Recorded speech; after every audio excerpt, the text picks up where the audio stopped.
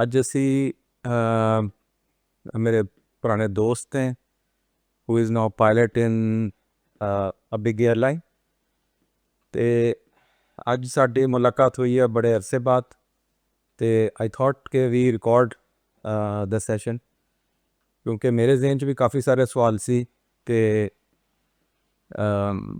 ਮੇਰੇ ਖਿਆਲ ਹੈ ਕਿ ਜਿਹੜਾ ਵੀ ਕੋਈ ਬੰਦਾ ਇਸ ਪ੍ਰੋਫੈਸ਼ਨ ਨੂੰ ਜਾਣਨਾ ਚਾਹੇ ਤੇ ਸਮਝਣਾ ਚਾਹੇ ਕਿ ਕੀ ਇਹਦੇ ਵਿੱਚ ਚੀਜ਼ਾਂ ਨੇ ਐਜ਼ ਅ ਕਮਰਸ਼ੀਅਲ ਪਾਇਲਟ ਕੀ ਚੈਲੰਜਸ ਨੇ ਵਟਐਵਰ ਤੇ ਅਸੀਂ ਇਹਨਾਂ ਦੇ ਨਾਲ ਗੱਪਸ਼ਪ ਕਰਾਂਗੇ ਮਤਲਬ will try to discuss it in a informal way ਬਿਲਕੁਲ ਠੀਕ ਹੈ ਤੇ ਬਰੀਫ ਇੰਟਰੋਡਕਸ਼ਨ ਮੈਂ ਥੋੜ੍ਹਾ ਜਿਹਾ ਦੱਸ ਦਿੰਦਾ ਕਿ ਜੀ he started from air force ਤੇ ਉਸ ਤੋਂ ਬਾਅਦ ਫਿਰ Air Blue and then he is now in the top most airline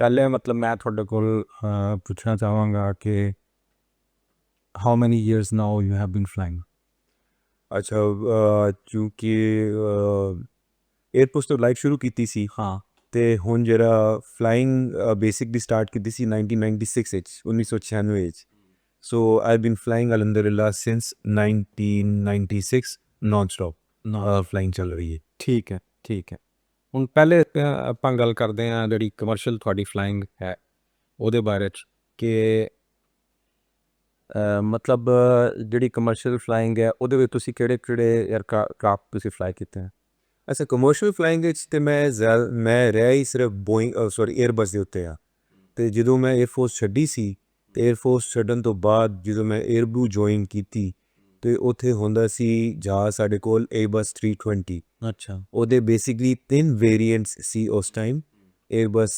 319 320 and 321 ਤੋ ਉਹਨਾਂ ਦੀ ਰੇਟਿੰਗ ਅਸੀਂ ਕਹਿੰਦੇ ਹਾਂ ਕਿ ਅਗਰ ਤੁਹਾਡੇ ਕੋਲ ਆਮ ਜ਼ੁਬਾਨ ਵਿੱਚ ਉਹਦਾ ਲਾਇਸੈਂਸ ਹੈਗਾ ਹੈ ਤੇ ਤੁਸੀਂ ਤਿੰਨੋਂ ਵੇਰੀਐਂਟਸ ਚਲਾ ਸਕਦੇ ਹੋ ਤੇ ਉਹ ਮੈਂ ਚਲਾਏ ਸੀ ਤੇ ਉਹਨੂੰ ਉਹ ਕਹਿੰਦੇ ਨੇ ਨੈਰੋ ਬੋਡੀ ਦਾ ਮਤਲਬ ਉਹ ਹੁੰਦਾ ਹੈ ਕਿ ਛੋਟਾ ਜਹਾਜ਼ ਹੁੰਦਾ ਹੈ ਨਿੱਕਾ ਜਹਾਜ਼ ਹੁੰਦਾ ਹੈ ਤੇ ਨਾਲ ਜ਼ਿਆਦਾ ਤੋਂ ਜ਼ਿਆਦਾ 5-6 ਘੰਟੇ ਦੇ ਜਿਹੜੇ ਟਰੈਵਲ ਟਾਈਮ ਹੁੰਦਾ ਹੈ ਉਹਨੂੰ ਉਹ ਕੇਟਰ ਕਰਦਾ ਹੈ।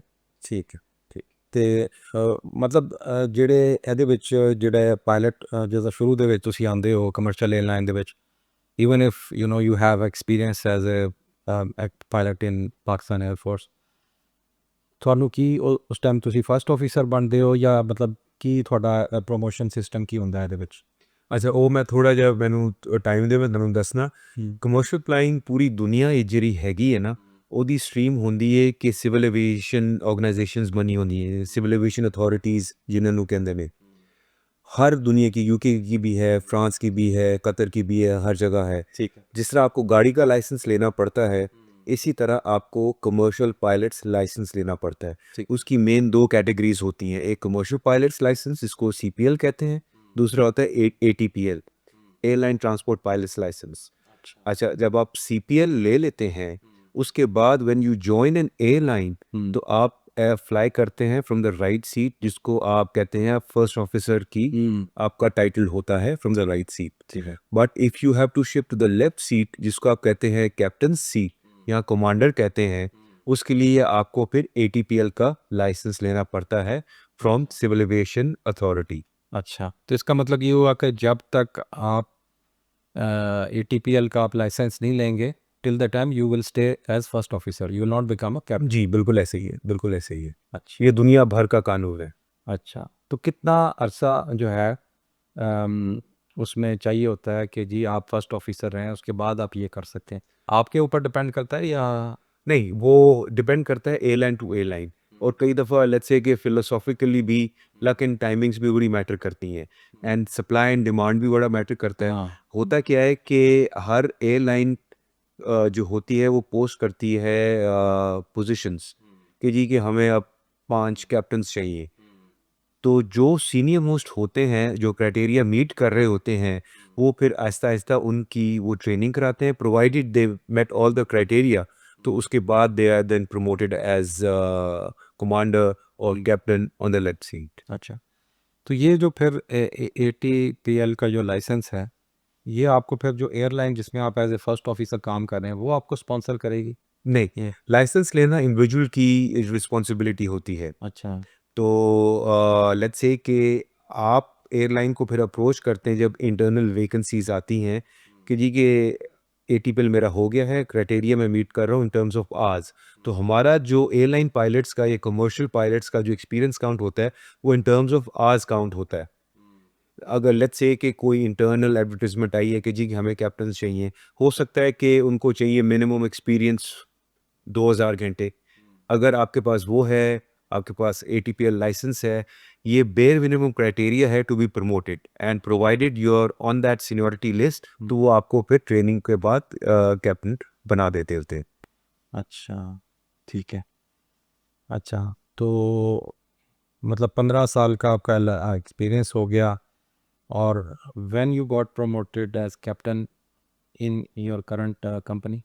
अच्छा, मेरा ये है कि लेट्स से कि जब मैं एयरब्लू में था तो वो भी मैं लेफ़्ट साइड से फ्लाई कर रहा था, जो कि कैप्टन सीट होती है। बट जब मैंने अप्लाई किया कतर एयरवेज़ में, तो मैंने वो क्राइटेरिया मीट नहीं कर रहा था in terms of hours to join as a captain.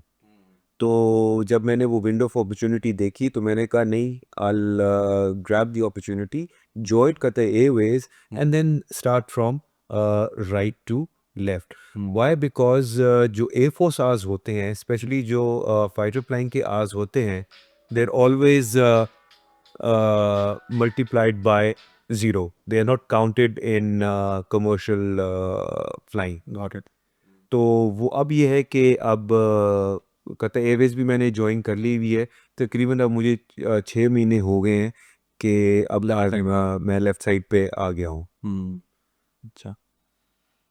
अच्छा, तो आप ये बताएं कि मतलब जो एज ए पायलट, मतलब लाइफ कैसी है, कैसी आपकी? मतलब एक तो होता है ना, जॉब करने वाला बंदा, उसको हर किसी को पता है जी 9 बजे इसने जाना है, 6 बजे छुट्टी करनी है, वट एवर जो भी, मतलब हर किसी को ही मतलब एक नॉलेज होता है कि जी ये इनकी लाइफ कैसी होती है। एक पायलट की लाइफ कैसी है, कमर्शियल एयरलाइन के पायलट की? अच्छा, वो जो लाइफ है वो आप को जब मैं बताऊंगा तो आपको आपको लगेगी टफ। बट वो ये होता है कि चूंकि अब हम इतने यूज टू हो चुके होते हैं, जिसकी वजह से अब हमें ऐसे लगता है कि जैसे इट्स रन द में नॉर्मल एक रूटीन में हम आ चुके हुए हैं। बट जो एयरलाइन पायलट की रूटीन होती है, specially when you flying for big companies like Qatar Airways, it's a 24/7 job. अच्छा।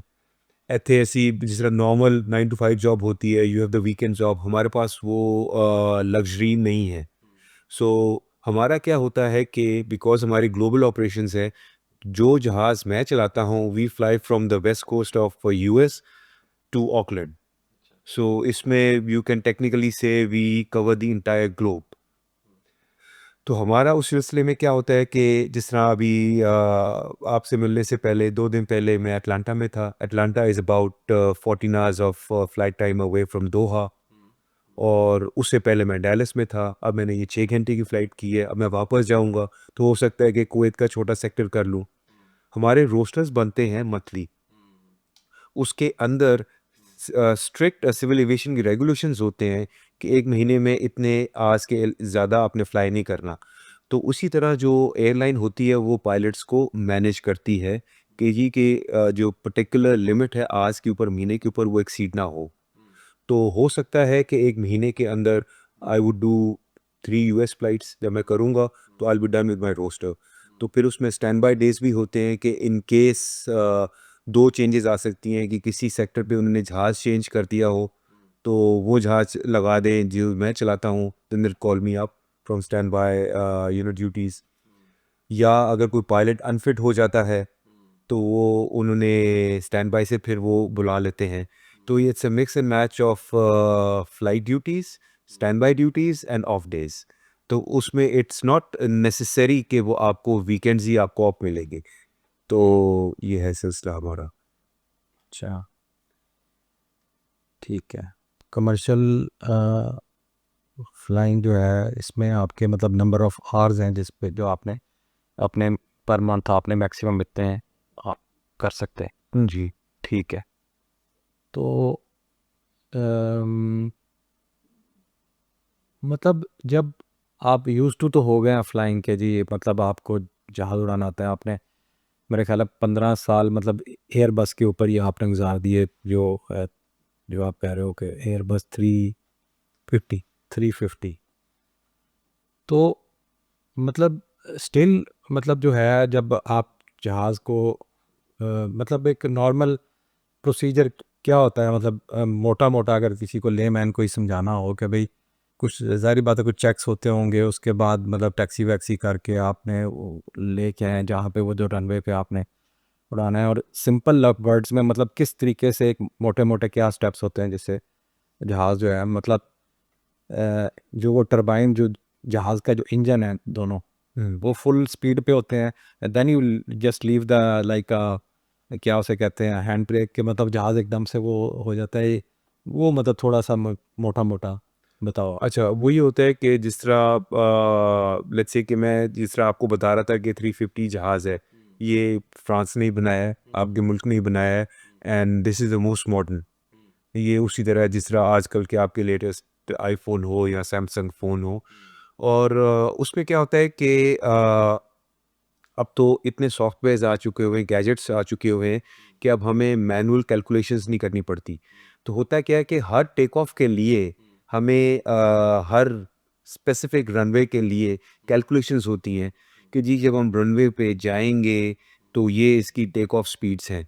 2-3 कैटेगरीज होती हैं टेक ऑफ स्पीड्स की। ठीक है। और उसके साथ-साथ जो है हम जिसको हम टैक्सी कर रहे होते हैं, ये उसी तरह जिस तरह आप गाड़ी को चलाते हैं, लेफ़्ट टर्न करना है, राइट टर्न करना है, या आपको वेज़ आपको गाइड कर रहा होता है। ठीक है। इसी तरह हमारे भी मैप सिस्टम होता है जो कि जेप्सन एक कंपनी है उसका हम यूज़ कर रहे हैं। वो हमें बता रहा होता है कि जी के रनवे या रनवे एनवायरनमेंट या आप एयरपोर्ट के ऊपर आप कौन-सा टर्न करेंगे, लेफ़्ट करेंगे, राइट करेंगे रनवे पे वेरी जाने के एक्यूरेट लिए। के मतलब बंदा गलत टर्न नहीं कर जाए, और अगर कर जाए तो मतलब है गलती का चांस होता है इसके अंदर या गलती का इंसान जहाँ भी होगा, गलती का चांस होगा, खता का पुतला होता है। But systems are very accurate. Systems are accurate, position is accurate, maps are accurate. जो गलती होती है वो इंसान से ही होती है, वो चाहे पायलट से हो, चाहे रडार कंट्रोलर से हो। अच्छा ठीक है। अच्छा मैं एक स्टूपिड क्वेश्चन पूछांगा कि जहाँ फर्ज करो मतलब जहाज में रिटर्न सिस्टम है, रिवर्स है। हाँ जी, वही मैं अच्छा जो एविएशन इच ना वो कहते ने क्योंकि it's such a you know आप एक्सपोज होते हैं टू डिफरेंट थ्रेट्स ਇਹਦੇ 'ਚ कोई स्टूपिड क्वेश्चन नहीं होता because you have to clear the doubts before you start to fly.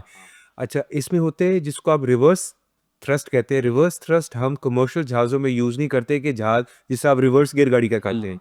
नहीं, वो सिर्फ वो जो मिलिट्री एयरक्राफ्ट होते हैं उनके अंदर कैपेबिलिटी उन्होंने दी होती है कि वो रिवर्स गियर या जिसको हम रिवर्स थ्रस्ट मतलब करके पीछे आ गाड़ी को पीछे आ सकता है। अच्छा हमारे जहाज़ जो है आगे वो सिर्फ आगे हम उसको कर सकते हैं। ठीक है। जी, वो सिर्फ टेक ऑफ कर सकता है। अच्छा और टेक ऑफ का जिस तरह आप पूछ रहे थे, टेक ऑफ के लिए 2 फिलॉसफीज़ हैं, अच्छा दुनिया भर में जो चल रही है। एक योक फिलॉसफी है, जिसमें आपको आप कह लें कि स्टीयरिंग व्हील होता है, वो बोइंग की फिलॉसफी है। ठीक है। जो एयरबस की फिलॉसफी है, वो आपकी जिस तरह जॉयस्टिक होती है, वो स्टिक है, वो भी आपकी साइड पे लगी होती है। ठीक है। बड़ा सिंपल सा है कि और जो हमारी ब्रेक्स होती हैं, वो हमारी पेडल्स के ऊपर होती हैं। जैसे जिसको आप रडर्स कहते हैं, बिल्कुल। ठीक है। जिस तरह आप वो उधर नहीं हम जाते थे जो पाकिस्तान के अंदर वो जो लेक है चकवाल के कलर पास, कलर कलर कहार, उधर वो बोट्स होती हैं पैडल वगैरह उस तरह करके। और उसके साथ फिर जब जहाज़ को ग्राउंड पे आपने मूव करना होता है, तो एक छोटा-सा स्टीयरिंग व्हील लगा होता है। तो उसके साथ आप फिर जहाज़ को टैक्सी लेफ्ट राइट टैक्सी वगैरह आप ठीक है। कर रहे होते हैं। ठीक तो टेक ऑफ के वक़्त हम्म जहाज़ को चलाने की फ़िलॉसफ़ी एक ही है वर्ल्ड वाइड। वो ये है कि स्टिक को या योक को एक पर्टिकुलर स्पीड जब आती है विथ फुल थ्रस्ट आपने स्टिक को पीछे करना है। जब आप पीछे करेंगे तो जहाज़ की नाक ऊपर उठेगी और जहाज़ फिर टेक ऑफ कर जाएगा। ठीक है। तो नुमान ये बताओ कि क्या कहते हैं जो ये जो दो उसके इंजन हैं हुँ, जहाज के, हुँ। ठीक है, वो रनवे पे जब आप टैक्सी करके पहुंच जाओगे उस टाइम वो फुल उसको स्पीड दोगे आप, या पहले से उसकी स्पीड? नहीं, नहीं, नहीं। हमेशा रनवे के ऊपर जाके टेक ऑफ उस वक़्त करना है ना। हाँ बाकी ये बहुत पावरफुल इंजन्स होते हैं। ठीक है। तो अमूमन जिस तरह कहते हैं ना जी गाड़ी को आप स्टार्ट करते हैं, तो आप एक्सीलेटर के ना भी दबाएँ तो गाड़ी तो चल रही होती है ना। तो वो जो पावरफुल गाड़ियाँ होती हैं तो उनको हल्का सा एक्सीलरेटर देते हैं, जैसे स्पोर्ट्स कार्स होती हैं वो गाड़ियाँ चलना शुरू हो जाती हैं। तो इसी तरह जो रनवे के ऊपर या रनवे एनवायरनमेंट में जब हम टैक्सी कर रहे होते हैं, पावर की इतनी रिक्वायरमेंट नहीं होती अनलेस एंड अनटिल कोई अप स्लोप हो या इस तरह की सिचुएशन हो, टर्न टाइट्स हो। बात नहीं टेक ऑफ के लिए हो वो जो दो जहाज है, मतलब जो आप टरबाइन है, जी, जी, जो मूव कर रहे हैं, engines। पक्के मूव कर रहे हैं हाँ। ना, तो उनकी स्पीड जो है हाँ, वो बहुत हल्की सी होगी जब आप टैक्सी कर। बिल्कुल ऐसे ही है, बिल्कुल ऐसे ही। एक्सेलरेटर आप कह रहे हैं कि एक्सेलरेटर हमने दबाया नहीं होगा। अच्छा, उसको थ्रस्ट लीवर्स कहते हैं, थ्रस्ट लीवर्स पीछे होते हैं। अच्छा, थ्रस्ट लीवर आपने उसी टाइम जब आप वो जो रनवे वाला जो टेक ऑफ वाला रनवे है, हाँ, जब आप उधर पहुंचे हैं फिर ही आपने वो फुल। फिर आपने उसको आगे एक्सेलरेटर को क्या करते हैं, अब आगे की तरफ दबाते हैं, इस तरह थ्रस्ट लीवर्स को हम आगे कर देते हैं, तो वो फिर इंजन्स अपनी पूरी स्पीड के ऊपर चलना शुरू हो जाते हैं, अच्छा, थ्रस्ट प्रोड्यूस होती है। तो जी, फिर उसमें क्या वो चीज़ है जिससे वो जो है नोज आपने आप करनी है और आपने जहाज वो स्टिक है ना, जॉय स्टिक है ना, जो स्टिक आप कह लें या योक कह लें, हाँ, एक पर्टिकुलर स्पीड आती है, जब वो स्पीड आती है उस टाइम आप स्टिक को पीछे करेंगे तो नाक ऊपर उठना शुरू हो जाती है, तो आप फ्लाई करना शुरू कर देते हैं। यानी कि वो जो भी मतलब जॉयस्टिक है या जो भी वो लीवर है हम्म। उसको पहले तो आपने आगे की तरफ किया। नहीं नहीं, मैं आपको बता रहा हूँ, देखिए एक है लेट्स से कि गाड़ी का क्या होता है, स्टीयरिंग होता है हाँ, और एक्सेलरेटर होता है ना, हाँ, ठीक है जी, ऑटोमेटिक गाड़ी की मैं बात कर रहा हूँ। ठीक। इसमें क्या होता है कि एक स्टीयरिंग की बजाय योक है या स्टिक है, पहली चीज़ ये आ गई। दूसरी चीज़ ये है कि इंजन गाड़ी का क्या होता है, एक्सेलरेटर आप दबाते हैं तो गाड़ी चलती है, हम्म, ठीक है जी। अगर गाड़ी स्टैटिक है, एक्सेलरेटर को आपने नहीं दबाया तो जो मर्जी कर लें, गाड़ी तो कोई रुकी हुई है ना।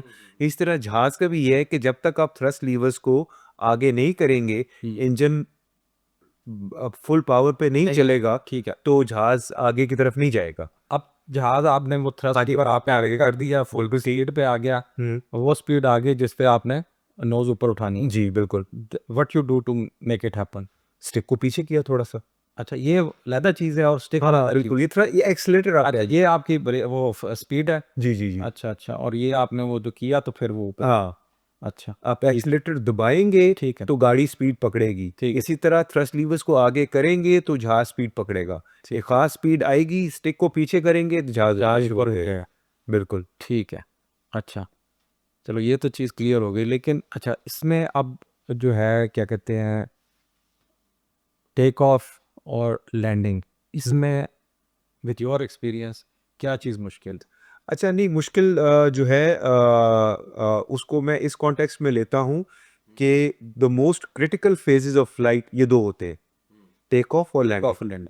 क्यों? क्योंकि इनके ऊपर जब भी कोई खुदा ना खास्ता कोई इमरजेंसी हो, आपके पास रिएक्शन टाइम बहुत थोड़ा है। रिएक्शन टाइम थोड़ा।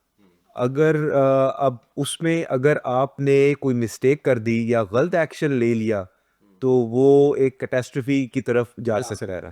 अगर आप फ्लाई कर रहे हैं 40,000 फीट के हाँ, you still have a chance। You have the luxury of time जिसको आप यूटिलाइज कर सकते हैं, और अगर आपने कोई गलती कर भी देते हैं तो आप उसको यू कैन बाउंस बैक। ठीक है, but take off and landing के वक्त आपके पास टाइम नहीं है, you have to take decisions in split seconds.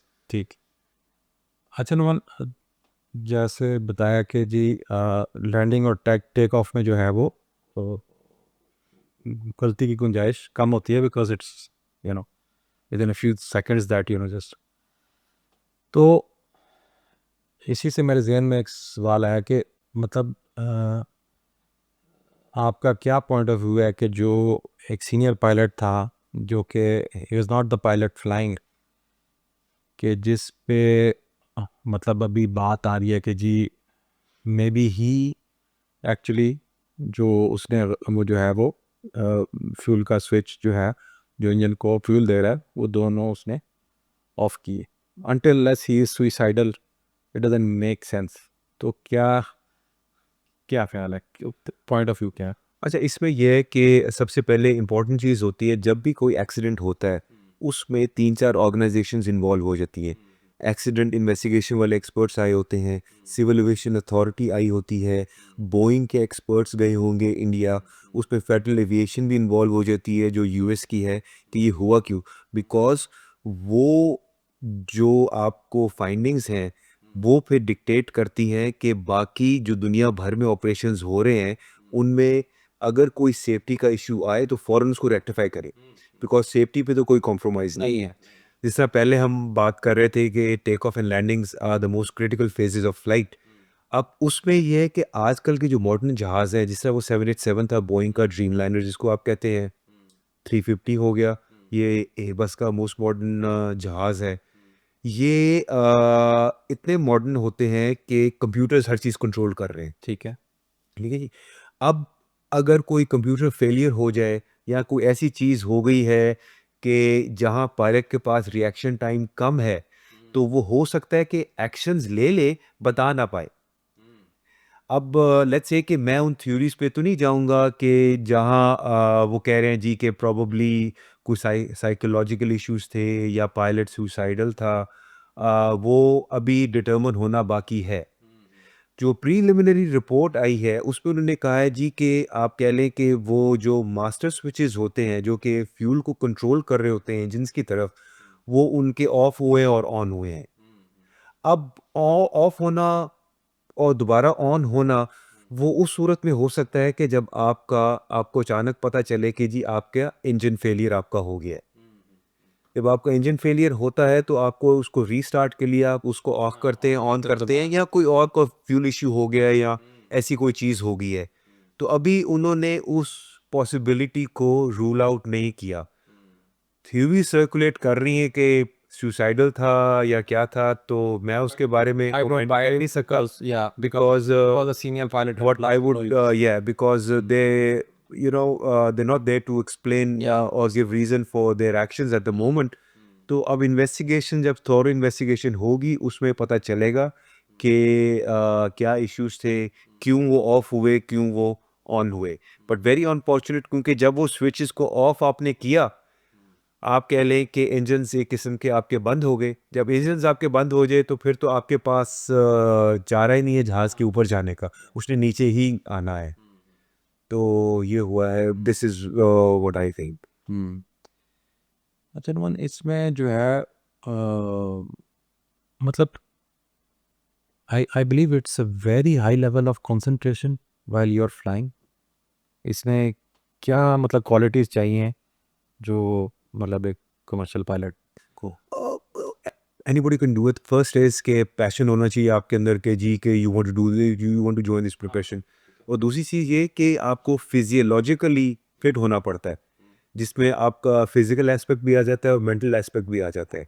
और उसमें सबसे इम्पॉर्टेंट चीज़ है आपका स्लीप साइकिल, क्योंकि हमारे ऑपरेशंस ऐसे हैं, कई दफ़ा you are taking off 2 o'clock in the morning, कई दफ़ा you are taking off 7 o'clock in the morning, और लेट्स से कि आप मिडनाइट वापस आते हैं अपने होम बेस पे और अगली रात को फिर आप जा रहे हैं, तो you are flying 2 straight nights, sometimes you are flying 3 or 4 straight nights as well.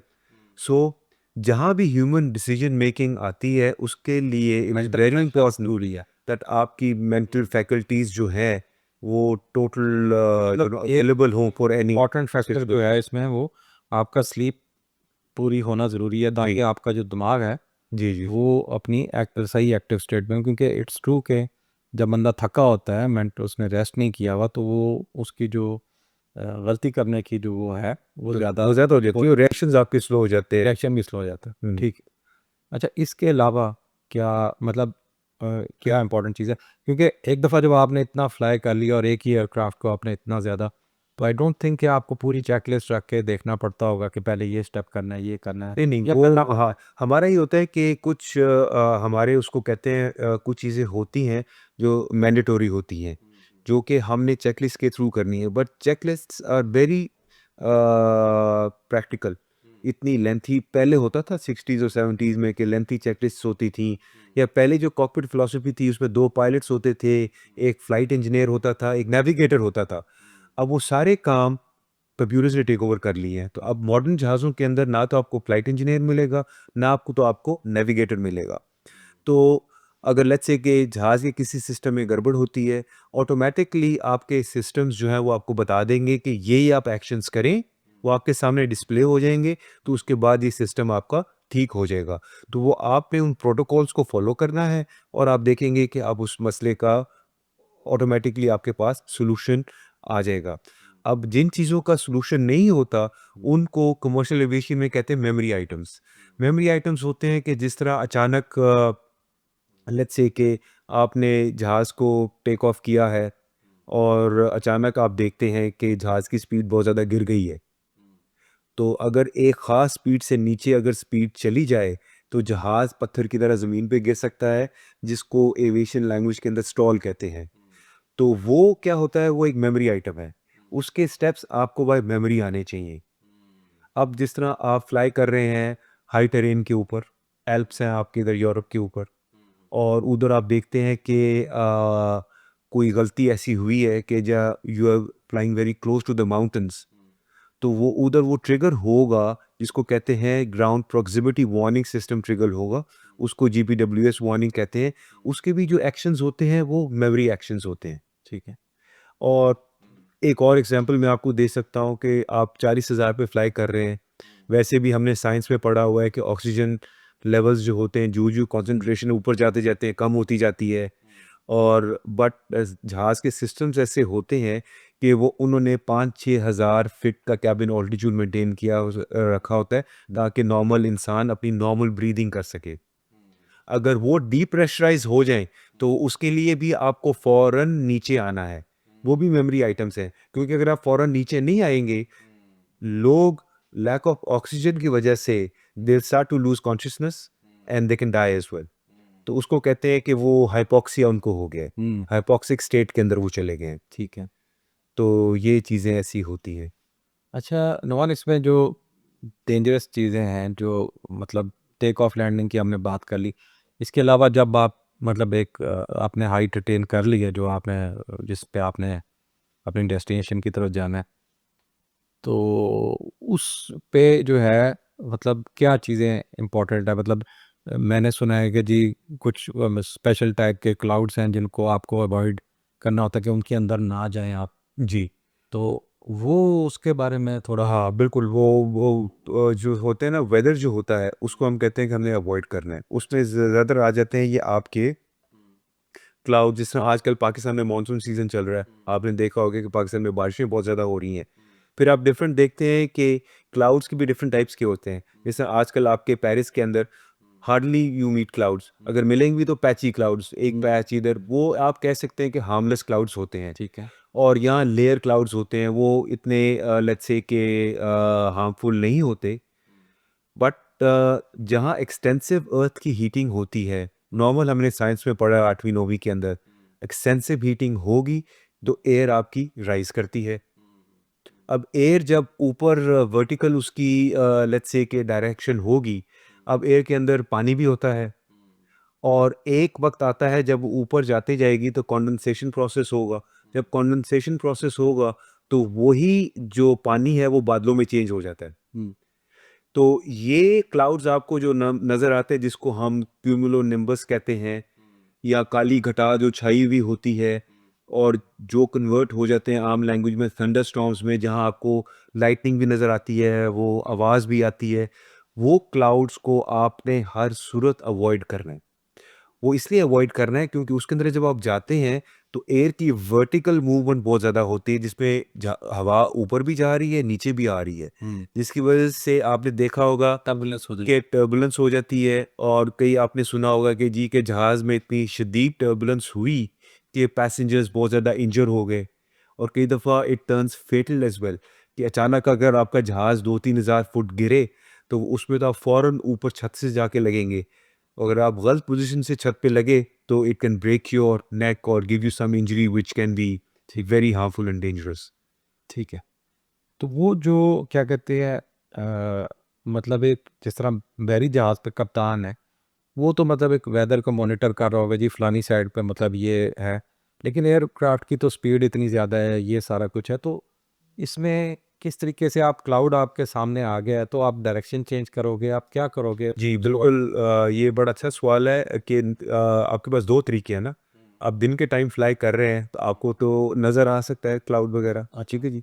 दूसरी चीज़, रात को आप फ्लाई करें, रात को तो नहीं आपको नज़र आ रहा। तो तमाम कमर्शियल जहाज़ों के अंदर, स्पेशली जो मॉडर्न जहाज़ हैं, इन सब के अंदर वेदर रडार होता है। आपको आते तो जितने भी मॉडर्न जहाज़ हैं उन सब के अंदर वेदर रडार लगा होता है। ठीक।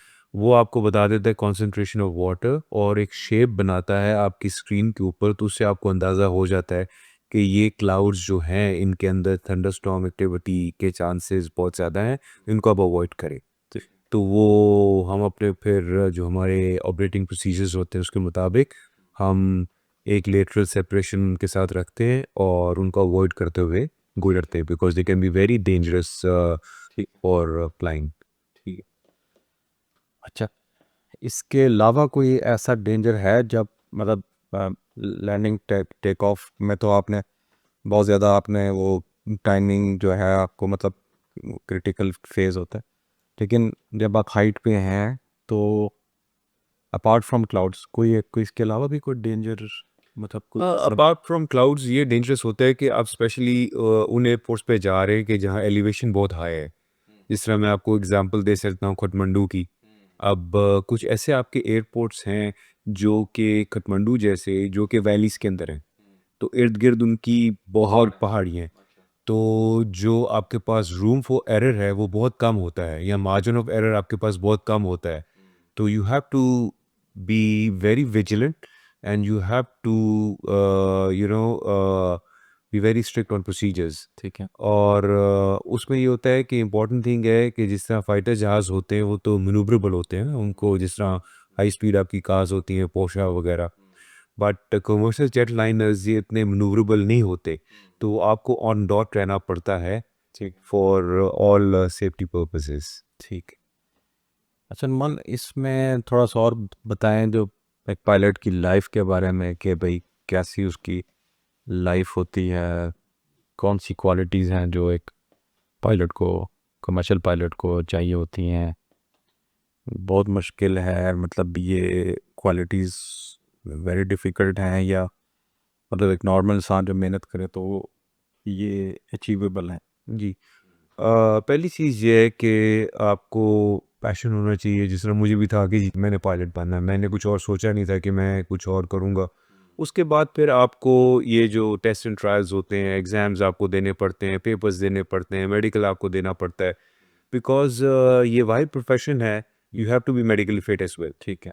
बाकी प्रोफेशन में ये होता है कि आपको ब्लड प्रेशर है, शुगर है, you can still survive, but हमारे प्रोफेशन में ये है कि you have to be medically fit. बाकी आप जितने मर्जी लाइक हों, जितने मर्जी अच्छे आप पायलट हों, you are as good as pilot जितना आपको मेडिकल आपके पास मेडिकल फिटनेस है। ठीक। और दूसरी चीज़ ये होती है कि स्ट्रेसफुल भी है। Amongst the top three professions in the world, this is amongst them. It is stressful because situation dynamic है। जिस तरह पहले हम ऑफ कैमरा बात कर रहे थे कि ऑन ग्राउंड आप ऑफिस में बैठे हैं, कोई गलती होती है, आपके पास टाइम भी अवेलेबल है, सब कुछ अवेलेबल है, आराम से उसको रेक्टिफाई कर सकते हैं और लाइफ इन्वॉल्व नहीं है। लाइफ से इन्वॉल्व। हमारा ये होता है कि क्योंकि सिचुएशन बड़ी डायनामिक है और उसमें लाइफ्स इन्वॉल्व हैं, तो आपकी डिसीजन मेकिंग भी बड़ी जो है ना उसके मुताबिक ठीक होनी चाहिए, बिकॉज़ सिर्फ आप ही की लाइफ मैटर नहीं कर रही, पीछे 300 350 पैसेंजर्स बैठे हुए हैं जो कि इस कॉन्फिडेंस के साथ बैठे हैं कि आगे जो पायलट्स हैं कोई ख़राबी होती है तो they are professional enough to handle the situation, तो it adds to the stress as well. ठीक। ठीक। तो अच्छा ये अरमान, ये अभी तक जो एक्सपीरियंस हुआ कमर्शियल उसमें, तो उसमें कौन सा ऐसा इंसिडेंट आया है कि मतलब विच मार्क यू, कोई हुआ ऐसा इंसिडेंट के जिसमें मतलब it took a little bit more than just a normal routine to get out of the critical situation. हाँ जी, होता ये है कि लेट्स से कि when you sitting side the cockpit ना, आपको लगता है कि I am sitting in a very safe environment, तो वो और फिर कोशिश हमारी ये होती है अगर टेक ऑफ किया है तो हम लैंड भी करें। तो कई दफ़ा ये जो गो माइंडेड एटीट्यूड होता है, इसकी वजह से कई एक्सीडेंट्स भी हो जाते हैं। फॉर एग्ज़ाम्पल लेट्स से कि कुछ अर्सा पहले हम एक डेस्टिनेशन पे गए और उधर जाके हमने देखा कि वेदर काफ़ी ख़राब था, तो हमने अप्रोच और लैंडिंग की कोशिश की, हमसे नहीं हो सकी।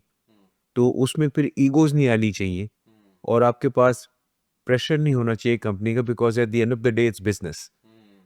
अगर आप लेट्स से कि लैंडिंग नहीं कर पाते, गो राउंड करते हैं, फ्यूल कंजम्पशन ज़्यादा होगी, फिर आप किसी और डाइवर्जनरी एयरपोर्ट पे चले जाते हैं, तो वो फिर एडेड प्रेशर होता है कंपनी का, कंपनी के पैसे काफ़ी उस पे लग रहे होते हैं और ऑपरेशंस आपका सारा डिस्टर्ब हो जाता है। उन प्रेशर्स की वजह से कई दफ़ा पायलट्स जो हैं, लैंडिंग की कोशिश करती हैं जो कि उनको नहीं करनी चाहिए। हमसे पहले जो है वो उधर 1-2 दूसरी कंपनी के जहाज़ों ने कोशिश की थी और they were just inches away from an accident. तो ये चीज़ें आप कमर्शियल फ्लाइंग की सबसे इम्पोर्टेंट एस्पेक्ट आता है वो है सेफ्टी। सेफ्टी पे कॉम्प्रोमाइज़ होना ही नहीं चाहिए। अब आपको मैं इसकी एग्जांपल एक और दे सकता हूँ, जिस तरह जब आप सर्दियों में लाहौर जाएँ, आप देखते हैं ना कि फॉग का फिनोमेना आता है दिसंबर में, जनवरी में, तो वो उसमें भी क्या होता है कि मोटरवे वगैरह को अवॉइड करना चाहिए आपको। जिस तरह गाड़ी में आप होता है मोटर को अवॉइड करते हैं, वो कहते हैं जीटी रोड पे जाओ। हमारे जहाज़ों में सिस्टम्स लगे होते हैं जिसमें आप ऑटोमेटिक लैंडिंग भी कर सकते हैं, प्रोवाइडेड सर्टेन प्रोटोकॉल्स आप मीट कर रहे हों। But the bottom line is कि अगर आपको रनवे नज़र नहीं आया, डू नॉट प्रेस ऑन। उसमें आपको फिर गो अराउंड करना है बिकॉज़ सेफ्टी कम्स फर्स्ट, जिस तरह मैंने पहले भी उस चीज़ का ज़िक्र किया है। और सेकेंडली आई थिंक कि यहाँ पे वो जो है ना एक टॉप जो अ, बड़ी एयरलाइंस जो हैं जो who put lives first and then you know the business part second, हुँ। उनका फिर ये है कि वो आपको इतना लेवरेज देंगी कि मतलब आप you can you know you not compromising on जी, जी, जी। Safety standard. जबकि कोई छोटी एयरलाइन है तो वो सेठ बैठा है तो वो कहेगा भाई हुँ। तारो जहाज, यह मतलब थोड़ा वो उधर प्रेशर ज़्यादा होता है। ज़्यादा हो जाता है। बिल्कुल ऐसे ही। ठीक है। अच्छा, इस पे हमने पायलट की लाइफ वगैरह के बारे में बात कर ली, प्रोस एंड कॉन्स इस प्रोफेशन के। अ, इसके अलावा नुमान कोई चीज़ हम मिस तो नहीं कर रहे हैं, मतलब कोई तो और ऐसी। एक सेइंग होती है ना, जिसे कहते हैं ना कि जब आप कमर्शियल पायलट हैं या पायलट हैं, be humble, otherwise the aircraft will humble you. अच्छा। कि मतलब कहने का ये है कि you have to respect the limitations of the technology, और इस प्रोफेशन को आपने रिस्पेक्ट देनी है। You are not larger than the profession. अगर आप नहीं करेंगे तो उसका रिएक्शन जो होता है, कई दफ़ा आप देखें हैज़ार्डस सिचुएशंस में भी कन्वर्ट हो जाता होता है। और इस प्रोफेशन के अंदर like any other profession as well, every flight, although कि कई दफ़ा आपको लगता है कि it is very monotonous, Paris आए, मिलान गए, इधर गए, but always strive to learn something new every day. ठीक है। तो ठीक। उसमें बड़ा इम्पोर्टेंट है, और इसमें वही है कि आपके पास अगर आपने ज्वाइन करना है ये प्रोफेशन, सबसे इम्पोर्टेंट चीज़ है कि आपके पास पैशन होना चाहिए। देन यू शुड अंडरस्टैंड कि आपकी जो लाइफ है वो 24/7 365 डेज अ ईयर करेगी। आपको मेडिकली फिट भी होना है, आपको एक ख़ास वक्त पे खाना खाना है, ख़ास इस वक्त पे नहीं खाना। फिर जो लोग अल्कोहल कंज्यूम करते हैं उनके लिए, बिकॉज हमारे प्रोफेशन के अंदर लेट्स से कि you can not fly intoxicated, you have to be fully sober, और इस पे ज़ीरो टॉलरेंस है worldwide. You are immediately taken off from flying if you caught you know with a high dose of alcohol in your blood। तो आपने ये कौन से हैं, क्योंकि अगर आप फ्लाइंग में भी ठीक हैं बट मेडिकली आप अगर आप नहीं काम सही कर रहे, तो वो उसमें फिर आपको you can't fly. Medically you have to be fit. ठीक है। अच्छा, मतलब जो मैं समझा हूँ जो हम्बल पार्ट है वो ये है कि sort of you have to be present every time as if you know, even if you are very confident, but still you have to you know take the game from हर दिन है वो एक नया है, और आपने उसको मतलब थोड़ा सा मैं जानता हूँ personality from those days when we were together. मतलब मैंने देखा था कि स्ट्रेस जो थे वो लेते थे आप, मतलब स्ट्रेस लेते थे, और मेरा ख्याल है कि एक हद तक स्ट्रेस लेना अच्छी चीज़ भी है। Because the responsibility is high.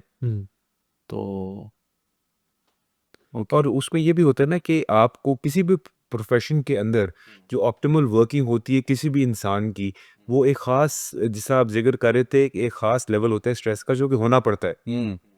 आप लो स्ट्रेस में भी परफॉर्म नहीं कर पाते, आप हाई स्ट्रेस में तो बिल्कुल भी परफॉर्म नहीं कर सकते। नहीं करना। हाँ जी, आपका ऑप्टिमल स्ट्रेस होता है जिसको, and keeps you like very alerted. जी अलर्टेड।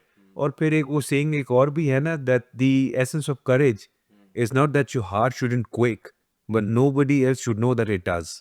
कि अब आपने ये भी नहीं, मतलब लेट्स से कि obviously at the end of the day you are a human being, आपको stress will catch up as well, फिर आप अंडर प्रेशर भी होंगे, बट उसका ज़रूरी नहीं है कि बाकी पैसेंजर्स को भी आप स्ट्रेस में लेके आए। डेफिनेटली। उनको तो अपने एट काम एंड एट पीस रखना है। तो ओके, ठीक है। तो मेरा ख्याल है कि हमने प्रोफेशन के बारे में बात कर ली। ठीक है। अच्छा, थोड़ा सा हम वापस जाके जो एयरफोर्स का था एक्सपीरियंस, उस पर बात कर लेते हैं कि how much that helped you. और एक आम बंदा, आम पायलट जिसने कमर्शियल फ्लाइंग ही की है अपने पैसे दे के, और जो जो बंदा जिसने थोड़ा रगड़ा खाया है फौज का, तो क्या फ़र्क उनमें कोई मतलब डेफिनेटली कुछ शायद तो होता होगा ना, मतलब कि जो एक्चुअली जो मैंने देखा है, एक्चुअली द पॉइंट इज के पहली चीज़ fighter flying, military flying versus commercial flying, chalk and cheese, कोई इनका मैच नहीं है। बिकॉज इन मिलिट्री फ्लाइंग जो फास्ट हम फ्लाई करते थे उसमें स्काई इज़ द लिमिट। अच्छा। जो कमर्शियल फ्लाइंग है उसके अंदर उसी तरह हवा में वर्चुअल सड़कें बनी होती हैं जिस तरह आपकी ज़मीन में बनी होती हैं। आप लेफ़्ट राइट नहीं हो सकते, यू कैन नॉट डिविएट, आप कहेंगे जो मेरा दिल करे मैं इधर चला जाऊं, ऐसी कोई चीज़ नहीं होती। ठीक है। Whatever the route is planned, जो कि फिर फ्लाइट प्लान के थ्रू डिफरेंट एजेंसीज को पास हुआ है, वही आपने उसको रखना है। जो ऑल्टीट्यूड कहा गया है वही आपने मेंटेन उसको रखना है।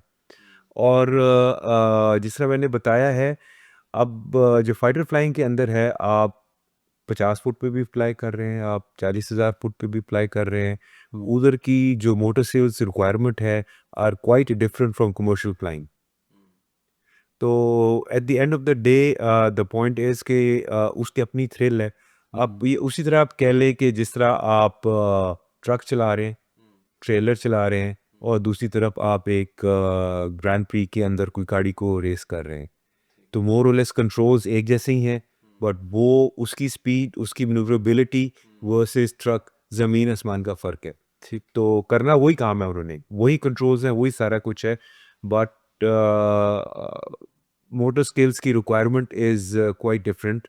और फिर इधर भी लेट्स से कि with enough of experience and observation and by virtue of flying with different pilots, आपको अगर आप नहीं भी जानते ना, you can make out that ये बंदा जो है मिलिट्री में रहा हुआ है। बिकॉज प्रेशर सिचुएशन को ज़्यादा सिचुएशन को आप वो भी आप कह सकते हैं। फिर दूसरी चीज़ ये है कि जब आप मिलिट्री फ्लाइंग करते हैं तो वो उसमें मल्टीटास्किंग बहुत ज़्यादा होती है, और क्विक सक्सेशन में होती है, टाइम आपके पास कम होता है, डिसीजन मेकिंग, मल्टीटास्किंग आपको सिखाया जाता है, this is how you train, this is how a fighter pilot is suppose to be. Commercial flying में still you have the time of luxury, आराम से देखें, तो उधर से भी आपको अंदाज़ा हो जाता है कि आप फाइटर पायलट को एक सिचुएशन में डालेंगे, उसकी कोशिश होगी कि जल्दी से मैं इस चीज़ को वो कर लूँ।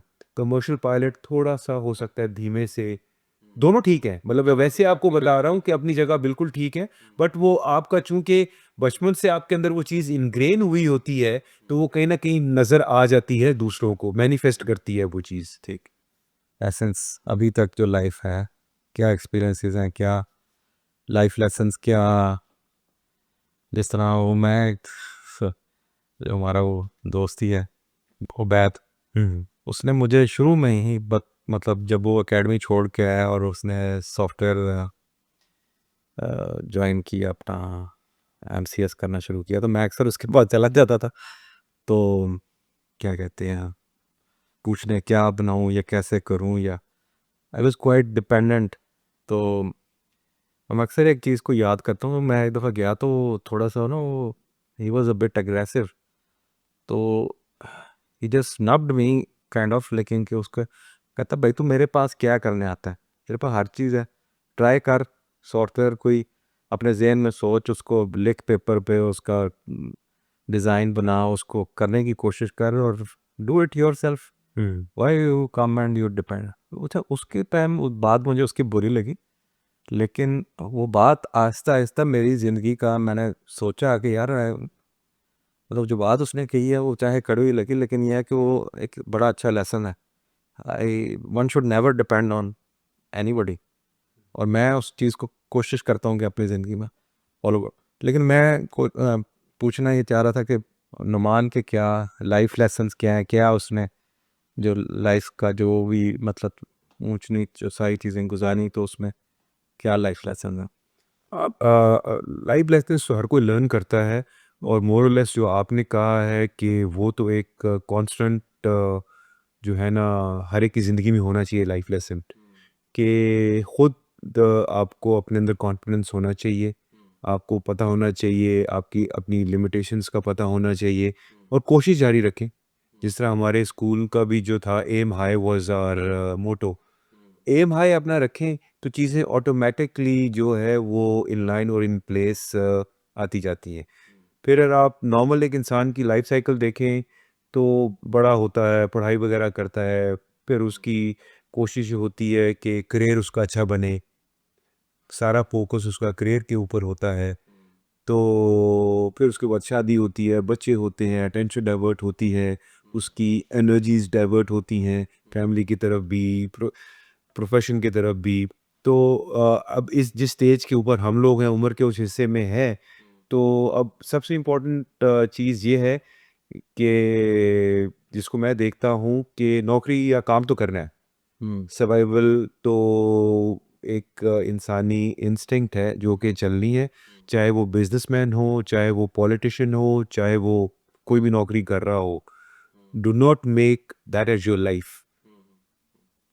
वो एक फैक्टर है जो कि कांस्टेंट रहेगा। लाइफ की बाकी भी और बड़े रंग हैं, बड़े कलर्स हैं, वो काफ़ी वाइब्रेंट हैं, दोस्त हैं, यार हैं, फैमिली हैं, बच्चे हैं, बेगम है, सबको आप उतना उतना टाइम दें। प्रोफेशन को जो है वो वाला टाइम उतना दें जितनी रिक्वायर्ड है, क्योंकि मैंने एयर फोर्स में भी और कमर्शियल फ्लाइंग में भी कई लोगों की मैंने देखा है कि उनकी फैमिली टूटी है। हाँ, वर्क लाइफ बैलेंस नहीं रख पाए। वो एग्जैक्टली वर्क लाइफ बैलेंस ही रख पाए। That is very important, that is very important कि वर्क लाइफ बैलेंस आपका होना चाहिए। Okay, that is kind of like an advice that you give to ji people. बिल्कुल बिल्कुल, क्योंकि हमारा प्रोफेशन 9 to 5 तो है नहीं ना, कि जहाँ आप कहें कि अच्छा यार मैं 5 दिन काम करता हूँ, वीकेंड मेरे पास है तो फैमिली को दूंगा। तो वो आपको अपने ही प्रोफेशन को देखते हुए उसी के अंदर वर्क लाइफ बैलेंस को पैदा करना है, या कोशिश करनी है कि वो आप उस पर फोकस रखें। ठीक। Okay, Numan, so I think we had a good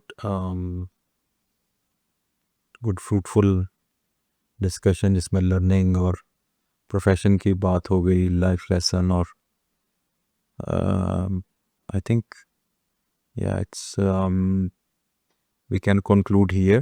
It was, I think, a nice session, and मेरे लिए भी लर्निंग थी। मैं मुझे भी नहीं पता था बहुत सारी चीज़ों का जो मुझे नहीं नहीं बात तो करके मुझे जिस तरह आईटी का अली बे नहीं पता, मैं वही कहता ना कि लेट्स से कि कंप्यूटर्स का मुझे सिर्फ इतना पता है कि सरगोदा में हमारे जो उस्ताद थे कंप्यूटर्स वाले, शबीर साहब, तो वो ज़ुबान की थोड़ी सी तोतली थी, तो वो कहते थे पुश द बटन। मैंने कहा टोटल हमें पता चला है कि जी के पुश द बटन करना है कुछ ना कुछ। क्या वे जब एयरफोर्स की एकेडमी में हम पहुँचे तो उधर हमारे जो इंस्ट्रक्टर थे वो हमें माउस आ चुका हुआ था, वो हमें कहते थे डबल क्लिक करोगे तो काम बनेगा। तो ये दो चीज़ें सीखी है बस कंप्यूटर्स में। कंप्यूटर। तो वो तो हर एक प्रोफेशन की अपनी लिमिटेशंस है, और आजकल तो इतनी स्पेशलाइजेशंस हैं। अब जिस तरह इवन बोइंग का मुझे कुछ नहीं पता, मतलब बेसिक्स एक है, but is a totally different philosophy, different machine, और इस तरह करके अब ये स्टैंडर्ड है, ज़िंदगी का एक हिस्सा है। ठीक है। ओके नुमान, शुक्रिया बहुत बहुत टाइम का। कंग्रेचुलेट, और क्या कहते हैं फिर हम सोते हैं, कल आपने भी फ्लाई करना है, नींद पूरी होनी चाहिए। नहीं, इंशाल्लाह। So nice of you, thank you so much.